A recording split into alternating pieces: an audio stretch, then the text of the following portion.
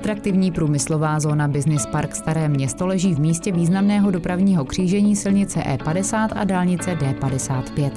Dálniční sjezd je vzdálen pouhé 3 minuty jízdy a samotná dálnice leží 50 metrů od hranice pozemku průmyslové zóny. Celý areál je oplocený, dostupný 2 nezávislými vjezdy a jeho středem vede páteřní komunikace.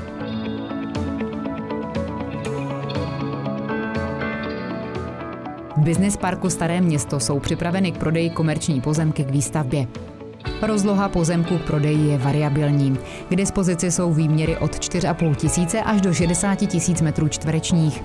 Všechny pozemky jsou připojeny na elektřinu, vodu a kanalizaci a přístup ke každému z nich je přes páteřní komunikaci areálu. Od Zlína je Business Park Staré Město vzdálen 29 kilometrů a necelou půl hodinu jízdy. 70 kilometrů do Brna pojedete 65 minut, 130 kilometrů do Ostravy půl druhé hodiny, do Bratislavy stejnou vzdálenost necelé 2 hodiny a 157 kilometrů do Vídně pojedete něco málo přes 2 hodiny.